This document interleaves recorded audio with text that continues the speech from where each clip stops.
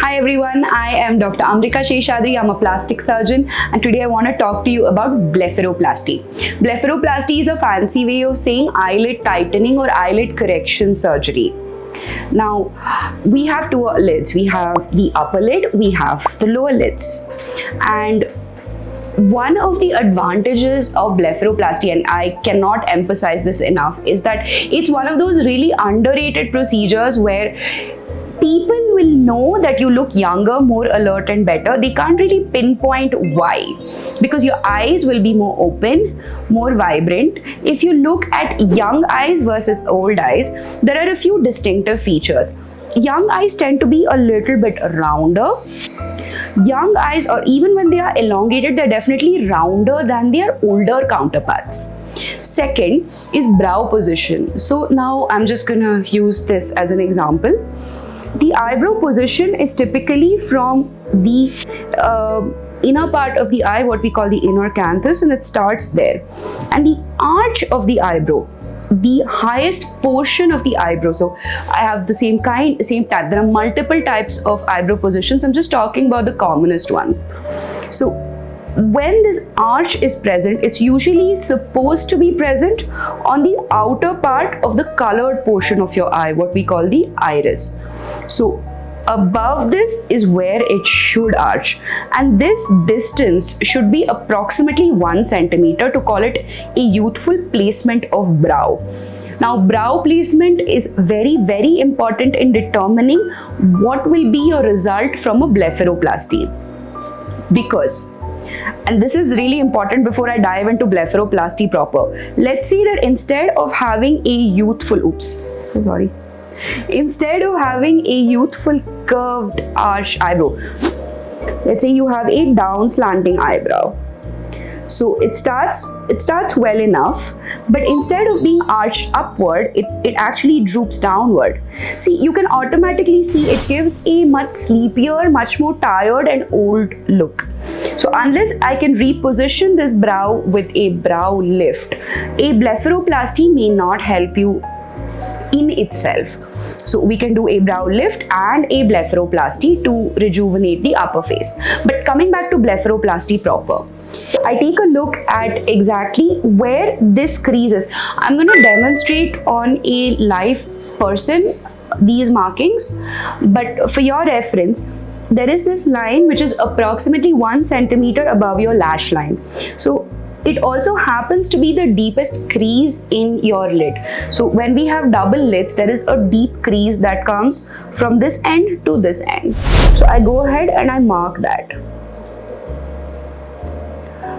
The next thing I mark is I mark the end of the eye and the end of the brow. So I just do a quick marking there, just so I know I don't get lost in the process.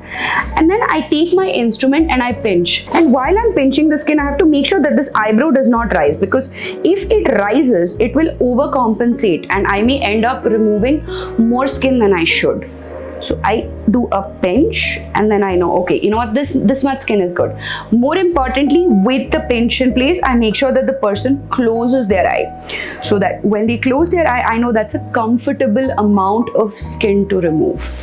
So now I know I'm going to assume that there is a hypothetical amount of skin to be removed. And so my final marking is kind of trapezoid, triangular, trapezoid, I'm not sure. Drop in the comments below if you know what this shape is called. In any case, I'm going to connect these dots. Okay, I'm going to connect these dots here.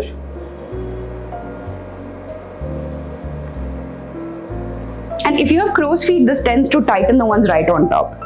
So I'm going to connect that there. I'm going to take the instrument again and then pinch it, make them close the eye, open the eye. It should close comfortably, open without pain. Same here. I pinch here and then I pinch here. Then I go ahead and take a scalpel after local anesthesia infiltration. So these are all in-clinic procedures. After local anesthesia infiltration, I go ahead and I incise along these lines. Now, once I administer local anesthetic, there is no way for me to change those markings. So I would rather cut below this level and then later trim that 1 mm necessary when I'm putting in the final stitches, rather than later regret that I cut out too much skin and then give them a very staring, haunted look. That's not what we're going for. We're looking for alert, not creepy. So anyway, once I'm sure of my markings, I've given the local anesthetic, everything's swollen up, so now I have to trust my markings. I go ahead, I take a scalpel and I cut this. Then I use electrocautery for a bloodless dissection, and we're only removing skin in upper blepharoplasty. So I remove the skin, it comes out as a very neat strip, and because I'm using electrocautery, it doesn't bleed at all. And then I go ahead and start placing stitches. I'm going to show you on this side. When everything is through and the stitching is done, I use removable stitches because they tend to give a superior scar in the upper lid. Dissolvable stitches take too long to dissolve, and that can actually cause more scarring. So what kind of a scar do you end up with? You just end up with this one single crease. Now you have a God-given crease. Your operated eye will just look like all you have is the crease. You will not see the scar. First few weeks it will be slightly brownish purplish. In Indian skin tones, brownish purplish is absolutely normal, and in Caucasians pink is more common. But as the months progress, even the person themselves will find it very hard to figure out which of the eye creases is actually the scar, because it fades beautifully. Obviously, this is dependent on your personal factors like general good health, your choice of surgeon, choice of procedure, etc. But this is the overall view. I hope you found this video informative. I hope that if this is a procedure that you choose to rejuvenate your look, you understand the procedure, and knowledge is always power. So if you know what kind of procedure that you really want, either just the blepharoplasty and a combination of brow lift and blepharoplasty.